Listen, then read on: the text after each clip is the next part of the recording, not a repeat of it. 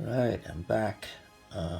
So yesterday was this part right here, this whole thing, and I just finished the rest of this. This is all done in one step. There's more to this, obviously, a lot more detailed parts and the cover armors, but I just want to show what it looks like. The inner details, they look very nice. And there's really no issues with this other than I think the front hole that connects this thing to is a little tight, so make sure you test fit and sand it. Other than that, I also did widen the little hole here because there are basically 4 wires coming out going to the chest. So I did widen the hole on the other side, on the other half of the piece, and that's not this line here. It's actually a mole line. It's not a. It's not because this thing's not tight or anything. So nice chrome parts. There are dubs on the ends, and here too you can see I try to do it as small as I can, thinking most likely the cover piece will cover it up. Did all these, made myself a makeshift battery pack. It's actually not the recommended one, but it works. I tried it. So here goes. So it's pretty bright. I'm guessing that this probably has more batteries than it really needs, but I have to stack enough so the spring will work. So this is like the hip main area. So yeah, so it looks pretty nice. At least I was able to test it, so I know I didn't mess up the wiring or somehow disconnect it while I'm clamping these parts on the side. The housing, I am using double-sided tape just to keep it tight. And also on the other side here, because the switch is on that side, it's not on this side, I have to use double-sided tape on this one. You're supposed to use a screw, but I'll do the screw later. There's no point in doing it now. So, and I may have done the switch wrong. So in off position like this, I guess if you flip the switch on the inside,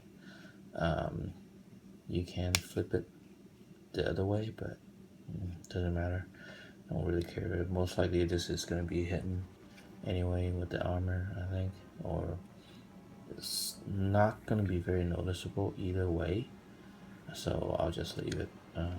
I didn't do the housing for this one because there were more other armor pieces for it, but anyway, that's pretty much the update for now. I'll see you guys in a bit. See you later.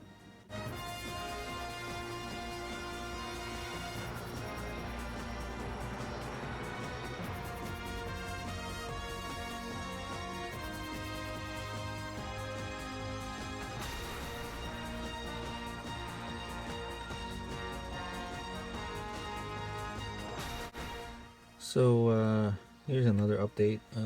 This giant piece now, this is up to step 5.4, so it's right here.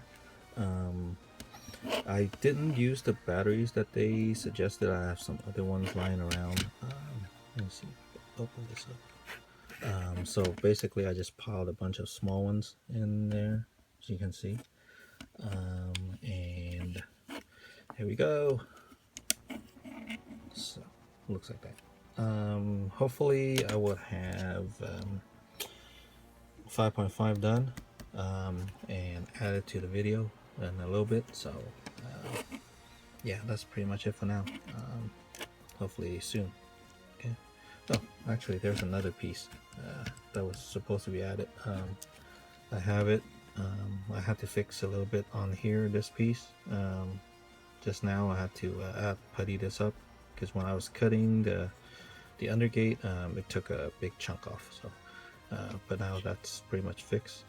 So there's another piece that's supposed to go right here. But anyway, that's pretty much it. All right, see you guys later.